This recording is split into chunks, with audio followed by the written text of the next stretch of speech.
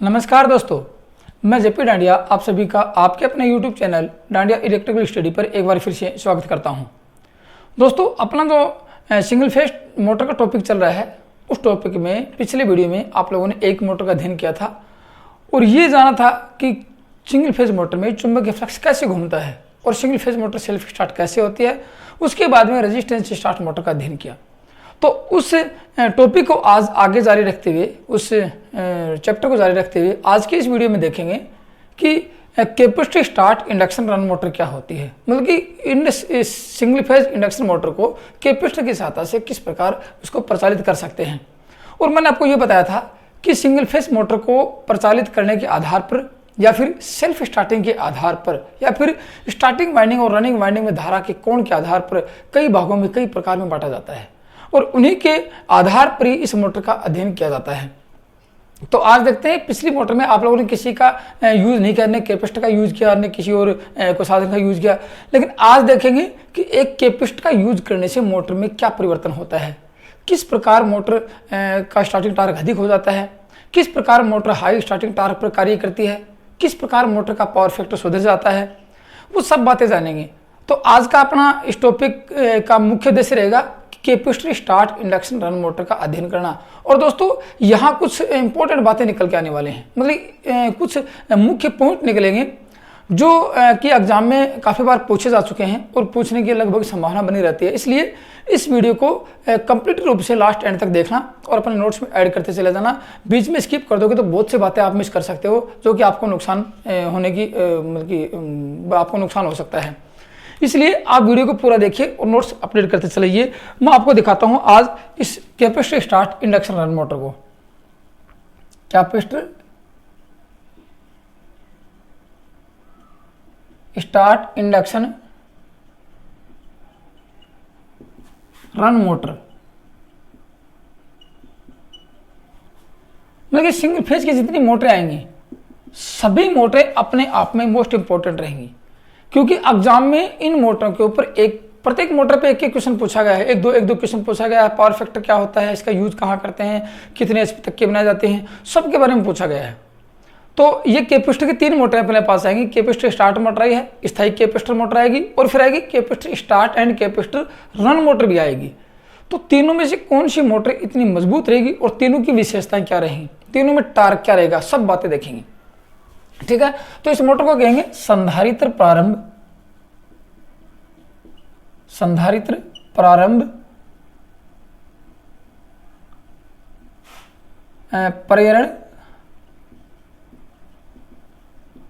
चल मोटर। इसका अध्ययन करेंगे। संधारित्र प्रारंभ प्रेरण चल मोटर की बात करते हैं। देखो, मैं आप लोगों को कुछ हिंट देता हूं कि पिछले वीडियो में आप लोगों ने क्या देखा था कि एक फेज को दो भागों में बांटेंगे, तो इसके बदले में दो वाइंडिंग प्रयोग करेंगे। स्टार्टर में दोनों वाइंडिंग 90 डिग्री की दूरी पे स्थापित होंगी। फिर ये देखेंगे कि एक वाइंडिंग स्टार्टिंग वाइंडिंग होगी जो पतले तार के अधिक टर्नों की होगी, एक वाइंडिंग रनिंग वाइंडिंग होगी जो मोटे तार की कम टर्नों की होगी। आप लोगों को मैं एक डायग्राम बना देता हूँ, फिर आप लोगों को मैं अच्छी तरह समझा देता हूँ कि पिछली वीडियो में आप लोगों ने क्या देखा, आज क्या देखने वाले हैं, ताकि आप लोगों का जो मेमोरी इंप्रूव हो और आपको अच्छी तरह समझ में आ जाए कि आप भूल नहीं सको कभी भी इसके बारे में। तो मैं आपको वो तथ्य दिखा देता हूँ। जैसे यहाँ पे आपको मैं दो वाइंडिंग दिखाऊंगा। एक वाइंडिंग आपको ये दिखाने वाला हूँ, ये कौन सी वाइंडिंग रहेगी, ये आप लोगों की स्टार्टिंग वाइंडिंग रहेगी जो कि पतले तार के अधिक टर्नों की रहेगी। दूसरी वाइंडिंग आपको दिखाने वाला हूँ मैं, ये आपकी रनिंग वाइंडिंग रहेगी जो मोटे तार के लगभग कम टर्न की रहेगी। दो वाइंडिंग होगी। ये बीच में क्या रहेगा, बीच में आपका स्क्वायरल केज प्रकार का, गिलहरी पिंजरे प्रकार का क्या रहेगा, आपका रोटर रहेगा। ये रहेगा गिलहरी पिंजरे प्रकार का रोटर।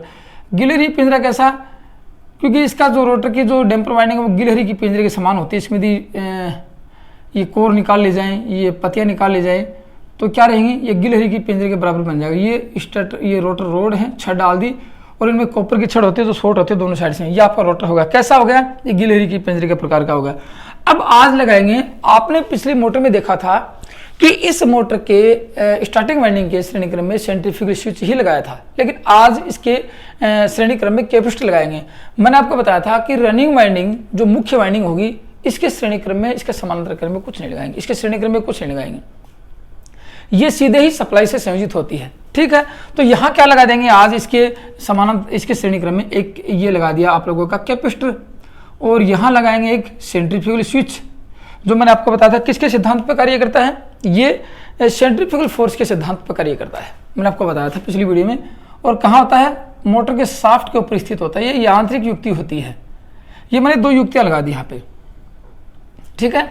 और इस मोटर का मैं अब संयोजन कर देता हूँ। ये आप लोगों की सिंगल फेज सप्लाई है, ये होगी।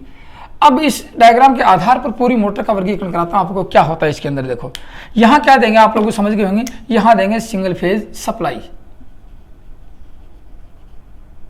ये पॉजिटिव, सॉरी ये फेज और ये न्यूट्रल, ऐसे मान लेते हैं।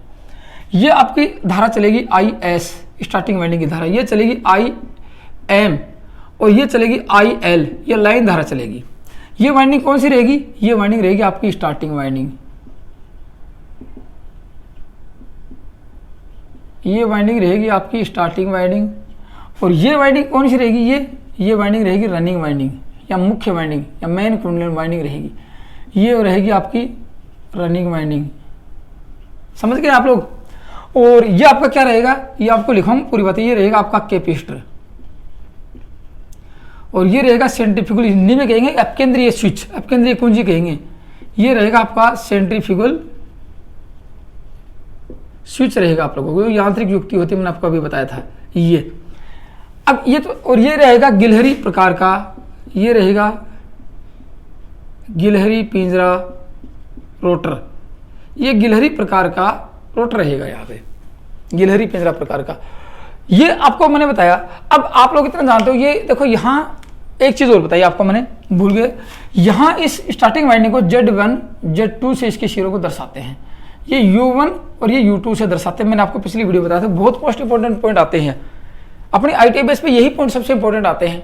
अब आप लोग देखोगे, मैंने ये आप लिख लेना कि रनिंग वाइंडिंग जो मैंने आपको लिखाई, ये कैसी थी, ये मोटे तार की और कम टर्न की है। ये क्या है, तार इसका क्या है, ये साइज, तार का साइज क्या रहेगा, मोटा तार और कम टर्न रहेंगे।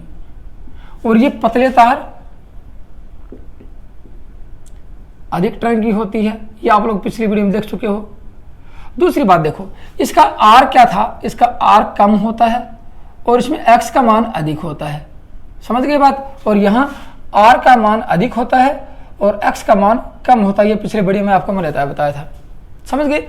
इसको रनिंग वाइंडिंग को कहाँ लगाते हैं, ये स्टेटर में अधिक गहराई पर स्थापित होती है।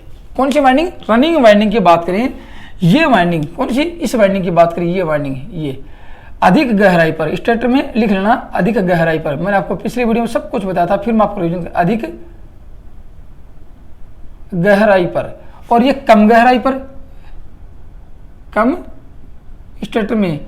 तो सबसे पहले कौन सी वाइंडिंग स्थापित करते हैं, रनिंग वाइंडिंग या मेन वाइंडिंग पर सबसे पहले स्थापित करते हैं, उसके बाद में उसके ऊपर सहायक वाइंडिंग आती है या ऑक्सिलरी वाइंडिंग आती है। अब देखो यहाँ क्या होता है, देखो पतले तार के अधिक टर्न के सब देख लिया। यहाँ एक चीज लिखने वाले हैं इस मोटर में, देखो इस मोटर में क्या लिखेंगे कि स्टार्टिंग वाइंडिंग के क्या लिखेंगे, स्टार्टिंग वाइंडिंग, ऑक्सिलरी वाइंडिंग, सहायक वाइंडिंग, जो भी आप चाहो, जो भी आप लिखना चाहो, मैंने आपको सभी नाम बताए हैं। स्टार्टिंग वाइंडिंग के श्रेणी क्रम में क्या लगाया है, कैपेसिटर लगा रखा है। कैपेसिटर संयोजित किया जाता है, रनिंग वाइंडिंग में नहीं किया जाता। काफी बार पूछा जाता है कि कैपेसिटर कहाँ संयोजित होता है, संयोजित होता है सेंट्रीफ्यूगल स्विच कहाँ होता है, स्टार्टिंग वाइंडिंग के श्रेणी क्रम में। ये भी लिख लो, स्टार्टिंग वाइंडिंग के श्रेणी में। मैं शॉर्टकट में लिख देता हूँ सेंट्रीफ्यूगल और स्विच, ठीक है। इसको हिंदी में कहेंगे अपकेंद्रीय कुंजी संयोजित होता है।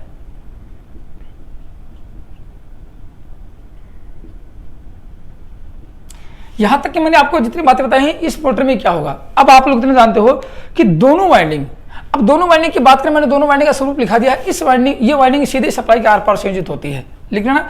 ये वाइंडिंग, रनिंग वाइंडिंग की बात करें, सीधे ही सप्लाई के आर पार संयोजित होती है। लेकिन दोनों वाइंडिंग कैसे होंगी, समानांतर में संयोजित होंगी, याद रखना। दोनों वाइंडिंग कैसे होंगी, समानांतर में। काफी बार पूछा जाता है कि सिंगल फेज मोटर में दोनों वाइंडिंग किस प्रकार संयोजित होती हैं। अब आप लोग चक्कर पड़ जाओगे, सब सप्लाई के आर पार तो होती है, लेकिन ये ध्यान नहीं है किस प्रकार संयोजित होती हैं। तो दोनों के दोनों, हाँ इसके श्रेणी क्रम में जो भी कुछ लगाएंगे, कैपेसिटर लगा दिया, सेंट्रीफ्यूगल स्विच लगा दिया, लेकिन पूरा का पूरा सर्किट किसके, इसके समानांतर में है। देख लो, पूरा का पूरा सर्किट इसके समानांतर में है। तो ये कह सकते हैं कि दोनों वाइंडिंग कौन सी, दोनों की दोनों वाइंडिंग कैसे समानांतर है, ये लिख लो यहाँ पे, दोनों वाइंडिंग पैरेलल में संयोजित होती हैं, पैरेलल में संयोजित हैं, संयोजित हैं। अब कैसे हैं, दोनों वाइंडिंग स्टेटर में, लिख लो दोनों वाइंडिंग की बात करूंगा, कौन सी वाइंडिंग, अब मैं नाम भी लिख देता हूँ, कोई बात नहीं। यहाँ पे आप बुझो सर आप दोनों वाइंडिंग का नाम लिख रहे हो, दोनों वाइंडिंग में आपको U1 और U2, ये कौन सी वाइंडिंग है, ये रनिंग वाइंडिंग है, मेन वाइंडिंग है। और दूसरी है Z1 Z2, ये कौन सी वाइंडिंग है, ये सहायक वाइंडिंग है। आपस में देख लो 90 डिग्री पे है, ये 90 डिग्री की दूरी है, आपस में 90 डिग्री वैद्युतिक दूरी पर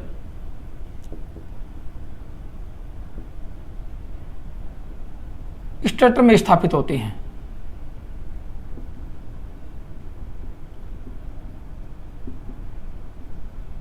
ये देखो मैंने, क्योंकि मैं सब कुछ पहले पढ़ा चुका हूं, फिर आज इस नतीजे पर पहुंचे कि सामने आपके सर्किट है और सर्किट को देखते अपन इसका अध्ययन कर रहे हैं। अब पूछा जाएगा कि इस प्रकार की ये मोटर किस सिद्धांत पर कार्य करती है, इंडक्शन के सिद्धांत पर कार्य करती है। और इंडक्शन मोटर में रोटर कैसा होता है, गिलहरी पिंजरा प्रकार का होता है। तो यहाँ लिखने वाली बात आती है कि सिंगल फेज मोटर में रोटर किस प्रकार का होता है, गिलहरी पिंजरा रोटर का प्रयोग किया जाता है। अब सपोज करें कि इस मोटर में इन धाराओं का क्या संबंध रहेगा, इनमें कोण कितना रहेगा। मैंने आपको बताया था कि जब स्टार्टिंग वाइंडिंग में धारा IS और रनिंग वाइंडिंग में धारा IM के मध्य 90 डिग्री का एंगल उत्पन्न हो जाता है तो वह मोटर सबसे अधिक स्टार्टिंग टार्क वाली होती है। अच्छे से अच्छा स्टार्टिंग टार्क ले सकते हैं। उसके बाद उसमें यह हो सकता है कि उसका पावर फैक्टर भी कुछ हो सकता है, पावर फैक्टर सुधर सकता है, अच्छे पावर फैक्टर पर कार्य करने वाली होती है। आप लोगों ने पिछली मोटर में देखा था, कौन सी में, कैपेसिटी रेजिस्टेंस स्टार्ट मोटर में या स्पीड फेज मोटर में देखा था कि एक वाइंडिंग स्टार्टिंग वाइंडिंग वोल्टेज से लगभग 15 डिग्री एंगल पे थी और रनिंग वाइंडिंग लगभग 40 डिग्री एंगल पे थी। तो वहाँ पे पावर फैक्टर भी निम्न चला गया था और स्टार्टिंग टार्क भी कम था, क्योंकि दोनों के बीच में इतना एंगल नहीं था। तो आज कैपेसिटर प्रयोग करने से क्या इनमें एंगल सुधरेगा, उसकी बात कर लेते हैं। देखो यहाँ पे अब आपको दिखाऊं किसके एवज मिलेंगे, वोल्टेज के। ये कौन सा है, ये आपका वोल्टेज है VS, सप्लाई वोल्टेज आपने दे रखा है। ये इसके एवज में तीनों धाराओं का संबंध क्या रहेगा, ये काफी बार पूछा जाता है। देखो कितनी डिग्री का कोण रहेगा, उसमें आप संबंध समझो। आपको पता है कि सबसे पहले मैं इसकी बात करें, देखो ये तो सप्लाई के आर पार है, इसमें कुछ नहीं है। तो ये जो धारा है, कौन सी धारा, इस धारा की बात करेंगे IM की। ऐसे मान लो कि स्टार्टिंग वाइंडिंग की धारा की बात करते हैं। स्टार्टिंग वाइंडिंग की धारा वोल्टेज से कितनी डिग्री जाएगी, देखो ये आपका ये है 90 डिग्री, थोड़ा ऊपर बना देता हूँ मैं, नीचे से कट जाएगा तो यहाँ से बना लेता हूँ। देखो यहाँ ये आपका VS है और ये आपकी जो एंगल देखो ये आपका एंगल है, ये 90 डिग्री का, ये 90 डिग्री का है। तो इस वोल्टेज से धारा, मैंने आपको बताया कि ये कैसा लोड है, ये इंडक्टिव लोड है। देखो ये सिर्फ प्योर L लोड है और इसमें कुछ R है। L लोड होता तो ये धारा, इसमें प्रवाहित होने वाली धारा यदि शुद्ध इंडक्टिव होता तो वोल्टेज से 90 डिग्री चली जाती, लेकिन कुछ रेजिस्टेंस है इसमें, इसलिए 90 डिग्री तो नहीं हो सकती, कुछ पीछे हो सकती है। ये क्या है, ये कौन सा सर्किट, देखो L सर्किट तो ये है और साथ में C सर्किट है, LC और R कुछ है इसमें, ये RLC सर्किट है, ये RL सर्किट है।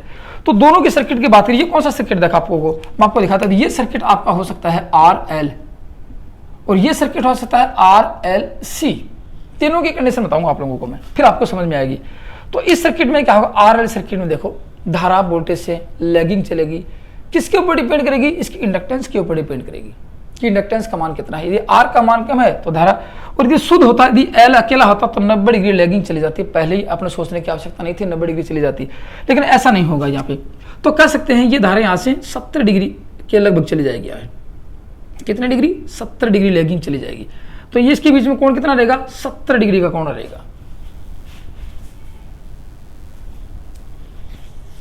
ठीक है, 70 डिग्री का कोण किसके बीच में, ये IM मेन वाइंडिंग की धारा है।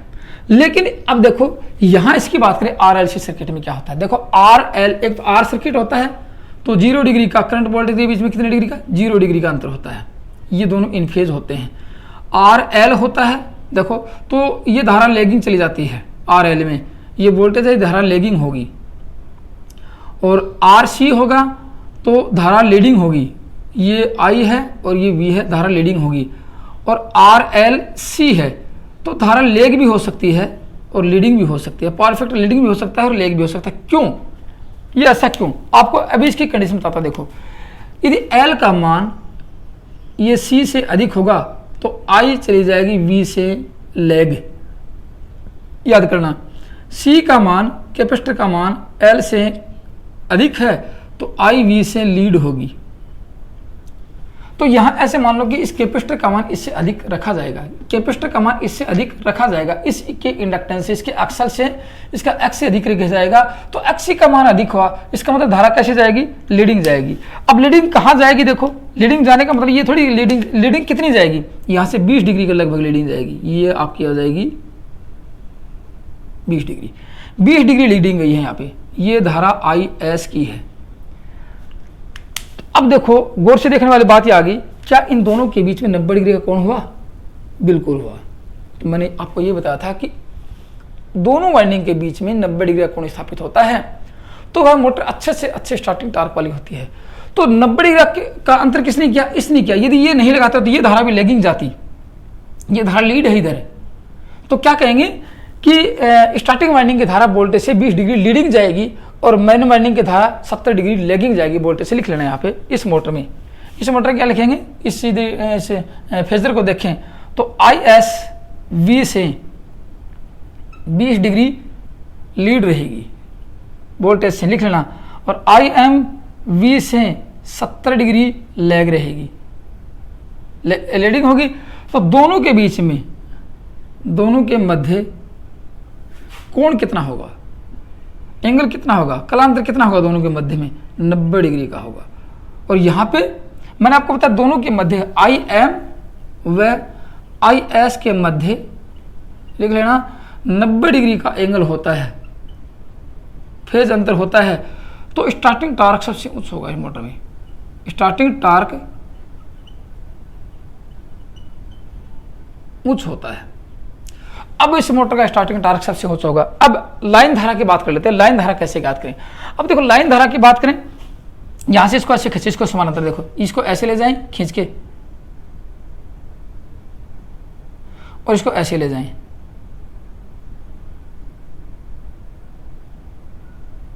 ठीक है, इसको ऐसे ले जाएं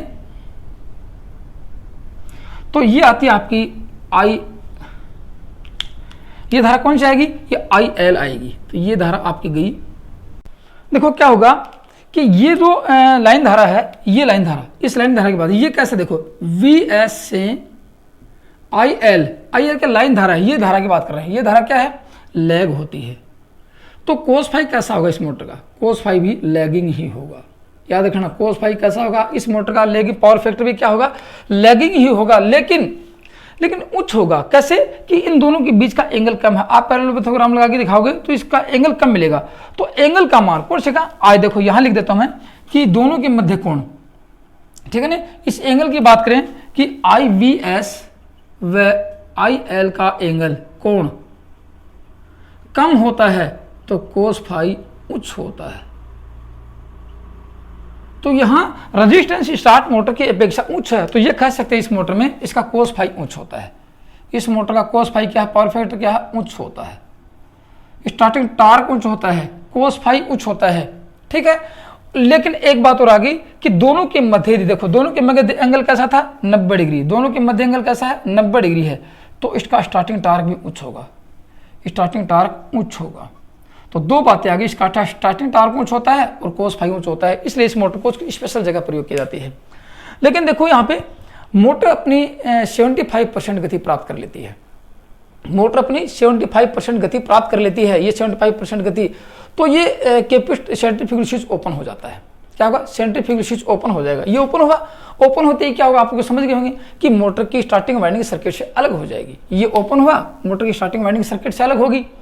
अब सर्किट से अलग होते ही एक ही वाइंडिंग काम करेगी। तो इसमें क्या कह सकते हैं, नोट लगा के लिख सकते हैं कि मोटर अपनी ये है आपको, देखो मैंने बताया ये कौन सी गति है, ये इसके चारों तरफ चुंबकीय फ्लक्स घूम रहा है, चारों तरफ चुंबकीय फ्लक्स घूमेगा, इस गति को NS कहते हैं। NS गति से मोटर अपनी 75% गति प्राप्त कर लेती है। तो ये NR क्या होगी, NR का मान इस मोटर में NR का मान 75% मिल जाएगा आप लोगों को। ये जितने भी स्पीड घूम रहा है 75% मिल जाएगा आपको। तो अंदर से क्या होगा, सेंट्रीफ्यूगल फोर्स जनरेट होगा। वो क्या करेगा, इस सेंट्रीफ्यूगल स्विच को, जैसे स्विच क्लोज था नहीं, ऐसे स्विच को धक्का मारेगा और ये स्विच ओपन हो जाएगा। अब ये ओपन होते ही क्या होगा, स्टार्टिंग वाइंडिंग सर्किट से टूट जाएगी, अलग हो जाएगी। कहने का मतलब तो क्या होगा, ये मोटर बंद तो नहीं होगी, लेकिन ये रनिंग वाइंडिंग काम, स्टार्टिंग वाइंडिंग काम करना बंद कर देगी और रनिंग वाइंडिंग पर ही मोटर चालू रहेगी।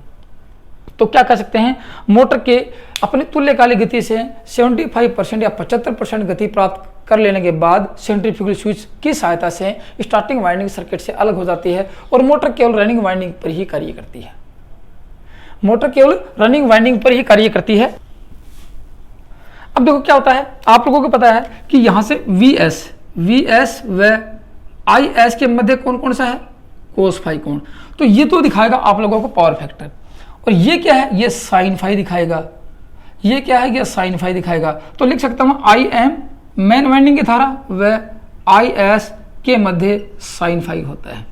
ठीक है, ये रिएक्टिव पावर लेते हैं, ये दोनों के दोनों कंपोनेंट रिएक्टिव पावर लेते हैं, और यहाँ से रिएक्टिव पावर के कारण क्या होगा, कोस फाई उत्पन्न होगा, पावर फैक्टर उत्पन्न हो जाएगा। लेकिन कैसा होगा, लैगिंग पावर फैक्टर होगा, याद रखना, लेकिन उच्च होगा। यहाँ दो चीजें आपको स्पष्ट निकलेंगी कि रेजिस्टेंस स्टार्ट मोटर से इस मोटर का स्टार्टिंग टार्क उच्च होता है। अब दिखाऊंगा कितना होता है, और इसका पावर फैक्टर भी उससे उच्च होता है।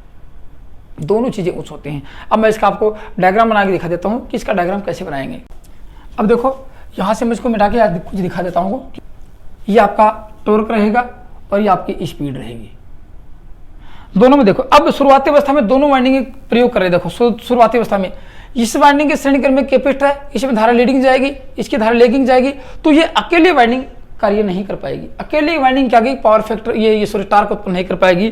तो क्या लिख सकते हैं, दोनों वाइंडिंग की बात करेंगे। यहाँ से देखो, यहाँ से यदि आप इसकी स्पीड बढ़ा रहे हो, यहाँ से धीरे धीरे स्पीड बढ़ा रहे हो आप लोग यहाँ से, और ये टार्क बढ़ेगा यहाँ पे, तो कौन सी वाइंडिंग टार्क बढ़ाएगी, ये वाइंडिंग टार्क उत्पन्न होगी। इस वाइंडिंग का टार्क 0 होता है, इस वाइंडिंग में टार्क होता तो मोटर सेल्फ स्टार्ट अपने भी हो जाती। इसलिए कह सकते हैं कि रनिंग वाइंडिंग का टार्क शुरुआती अवस्था में 0 होता है, इस वाइंडिंग का टार्क शुरुआती अवस्था में 0 होता है, लेकिन जो स्टार्टिंग टार्क उत्पन्न करेंगी वो दोनों वाइंडिंग मिलकर करेंगी। तो कह सकते हैं यहाँ से इस वाइंडिंग का टार्क ऐसे, यदि रनिंग वाइंडिंग का टार्क की बात की जाए तो ये वाइंडिंग का टार्क ऐसे ऐसे 0 होता है, ऐसे।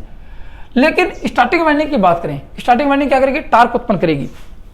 तो यहाँ मैं दिखा देता हूँ आपको, मानेंगे 100% टार्क यहाँ पे आता है। देखो ये तो यहाँ से ये मोटर कैसे टार्क उत्पन्न करेगी, मैं दूसरी रेड आपको ग्रीन से दिखा देता हूँ कि ये वाइंडिंग ऐसे टार्क उत्पन्न करेगी, ये वाइंडिंग ऐसे बिल्कुल तेज टार्क उत्पन्न करेगी। और यहाँ पे आगे यहाँ ये टार्क है, ये दोनों वाइंडिंग का टार्क है, कैसे IM + IS, या मैं स्टार्टिंग वाइंडिंग या मेन वाइंडिंग MW या प्लस SW, दोनों वाइंडिंग का टार्क है। ये दोनों वाइंडिंग मिलकर टार्क उत्पन्न करेंगे। लेकिन ये जो गति आप लोगों ने ली यहाँ तक, देखो ये गति क्या है, यहाँ CFS सेंट्रीफ्यूगल स्विच ओपन हो जाएगा।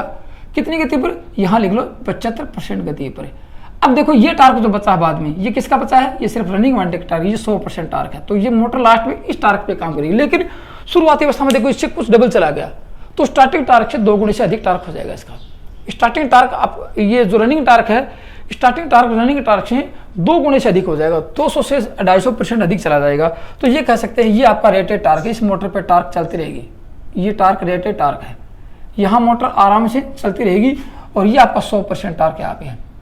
यही रहेगा लास्ट में रनिंग टार्क। ये टार्क जो है ये आपका किसका टार्क है, ये दोनों वाइंडिंग का टार्क है। तो शुरुआती अवस्था में रनिंग वाइंडिंग का टार्क शून्य होता है, स्टार्टिंग वाइंडिंग के साथ मिलकर रनिंग वाइंडिंग टार्क उत्पन्न करती है, जो मोटर को अधिक स्टार्टिंग टार्क ले जाती है। फिर लास्ट में 75% गति प्राप्त कर लेती है, तो टार्क का मान धीरे धीरे कम होता है और सेंट्रीफ्यूगल स्विच ओपन हो जाता है। ये ओपन हो गया और मोटर स्टार्टिंग वाइंडिंग बंद होती है और मोटर रनिंग वाइंडिंग पर कार्य करती रहती है। तो शुरुआती अवस्था में टार्क कितना रनिंग वाइंडिंग से अधिक गया, तो कह सकते हैं उच्च स्टार्टिंग टार्क के लिए इस मोटर का प्रयोग कहाँ करेंगे, आपको बता देता हूँ। देखो लिख लो इसके यूज कहाँ करेंगे, किसके लिए, उच्च स्टार्टिंग टार्क होने के नाते या फिर उच्च पावर फैक्टर होने के नाते इसका यूज लिख लो। इसका यूज कर सकते हैं। सबसे पहला आपको पॉइंट आता है यूज करने के लिए, हाई स्टार्टिंग टार्क करिए, high starting torque, high starting torque के लिए इसका यूज करते हैं कि जहां आपको प्रारंभिक घुमावबल की अधिक आवश्यकता हो वहां इसका प्रयोग किया जाता है। जैसे आपको लिखाऊं, लिख लो, जैसे बेल्ट वाले पंखे होते हैं, बेल्ट चालित पंखे, क्या लिखेंगे, बेल्ट चालित पंखे में किसका प्रयोग करते हैं, बेल्ट पंखे में करते हैं, ब्लोअर में करते हैं, किस में करेंगे, ब्लोअर में करेंगे, लिख लो। इसके बाद ब्लोअर में करते हैं, वॉशिंग मशीन लिख लो, वॉशिंग मशीन में करते हैं, और कहाँ करते हैं, और जहाँ आपको स्टार्टिंग टार्क की आवश्यकता हो वॉशिंग मशीन करते हैं, ग्राइंडर में करते हैं, और कंप्रेसर में करते हैं, लिख लो। Grinder, compressor, drill machine, dryer, blower और पानी के पंखे और जो पानी के पंप होते हैं उनमें करते हैं। और कहने का मुद्दा ये आता है कि हाई स्टार्टिंग टार्क कार्यों में इसका प्रयोग किया जाता है।